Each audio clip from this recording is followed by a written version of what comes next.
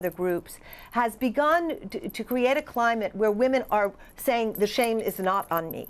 The shame is on my perpetrator. And I think the more we can create worlds and create systems where women tell their stories and do not feel the shame and the guilt and the horror is something they've done, but is something that their perpetrators are responsible, the more we're going to shift. I think the hardest thing in the Congo is for women to break the silence and to go against tradition, because when a woman has been raped, often she is exiled, she is considered no longer part of a community, she is turned on by members of her family. And I think there is a growing V-Men movement, I'm really happy to say, where at least 200 men were at the opening who consider themselves V-Men, men who are standing up to stop the violence against women and girls in the Congo, and who understand that the life of women is seriously connected to the continuing of all life in the Congo. And I think more and more men are becoming activists, and more men are fighting for women's rights and for women to be protected and cherished and safe and empowered. Now, Marcus, to expand the conversation a bit, the DRC has incredible mineral wealth. I mean, huge amount of mineral wealth, and it seems that's more of a curse than a blessing. And I wonder if you could just give us a basic idea on how that battle for the resources of Congo underpins what's going on. Well, essentially, it's us as a consumer nation that have the minerals that we find in DRC, the cassiterite, the gold. None of these are actually consumed in DRC. They're all consumed by the West. They're all consumed in our mobile phones. The tin that is found in DRC is consumed in our computers. It's used as solder. A large percentage of the tin that is found in DRC goes into the world's solder manufacturing companies, which ends up in your computers and your phones. And so we actually have a responsibility as consumers to understand where our minerals are coming from, to understand that our consumerism is directly affecting the conflict in DRC, and that conflict then creates a system and a level of insecurity in the region, which allows these soldiers, these militias, and the government soldiers to act with impunity. If there's no effective court, if there's no effective civil prosecution in the region, then men feel that it's almost their right that they can go off and take these women and force themselves on these women in this way.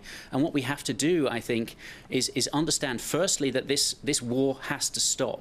International community, if they want this war to stop, if they had the motivation to make this war to stop, they could do it. Nkunda fought for over 10 years in DRC. This is General Nkunda, was fought for over 10 years in DRC, but when it didn't suit the Rwandan government anymore to have him there, he was immediately arrested. This can happen, again, with many other of the warlords that are working out there, and it can happen also with pressure being put on the Congolese government to make sure that their soldiers are hauled in and also educated. The whole problem here as well is that the men, many of the soldiers, feel this is their right, and they have to be told that it is not. Now, they have to be told that there can be change and there has to be change. Now, presumably, there hasn't been much impact then from President Kabila's effort to ban mining in certain areas, to limit the mining in certain areas such as the east of the country.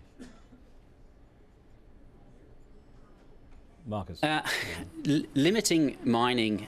Yeah, limiting mining in areas such as Eastern Congo, whilst I think internationally it draws attention to the problem, I don't think it is a solution. I think if you limit legitimate mining in a country, it only draws in illegitimate mining.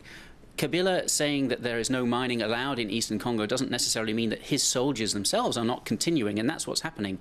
It's the militia are pushed out and the local population are pushed out, but his Congolese government soldiers are still mining. Now, Eve, just getting back to something you'd said about the inclusion of V-men now, the fact that men are actually realizing how much they are part of the solution as well as part of the problem is interesting, because I know that one of the key issues in the DRC is that many of the rapes are committed as gang rapes, and often that's seen as a rite of passage for men. They bond through it, and whereas the women are left totally ostracized. And I wonder, again, when dealing with that kind of situation, how you're able to at least make men be part of the vehicle for the solution, get them to spread the word about what harm is being done.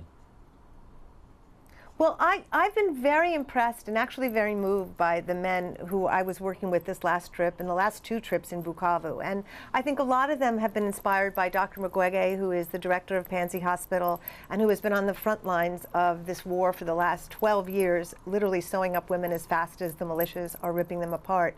And he's really the godfather of the V-Men movement. And it was very fascinating this last trip because there were a lot of young doctors and a lot of young professional men in Bukavu who had really taken up the cause of V-Men. And I sat in on a few of their meetings and I was just listening to what they were saying. And, you know, the Congolese army, it's in a weird phrase because what is it? Is there really such a thing as a Congolese army? It's a molding of warlords from other armies put into in other countries, melded into one army that isn't really a Congolese army. And I think there are many men in Congo who don't feel that the army represents them and that the violence represents them, and they have a very different sensibility. And I think the question is, how do men organize those men and bring those men forward? You'll find a lot of them in the universities, a lot of them are younger men, a lot of them are men who are just simply outside that system. And I was able to just sit and listen to men talking about the shame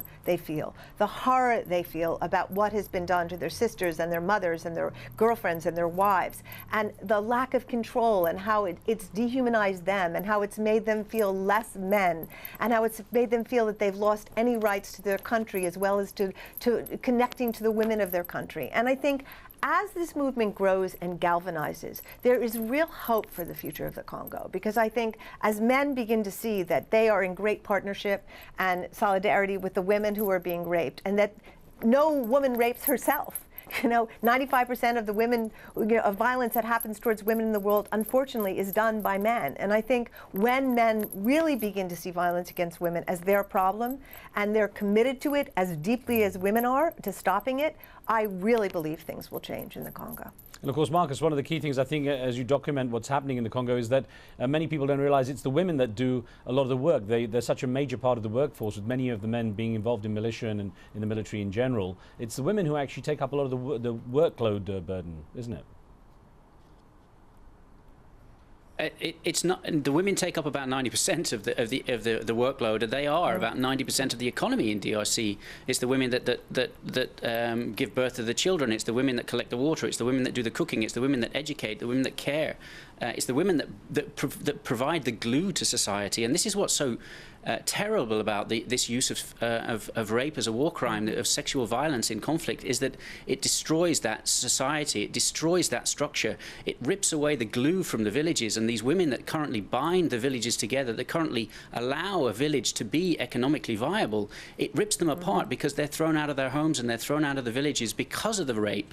And so this is why, unfortunately, it is such an effective tool. It is such an effective weapon of war, is because it rips apart whole communities. And right.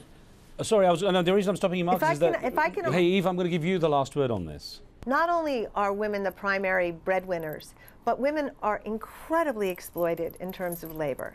And you will often see a woman carrying 100 pounds, 200 pounds sacks on their backs. And I think the real struggle right now is to get women to understand that they have the power, they just need to take the power. You know, they are actually making the country work. And yet at the same time, their money is taken away from them by their husbands. They are exploited like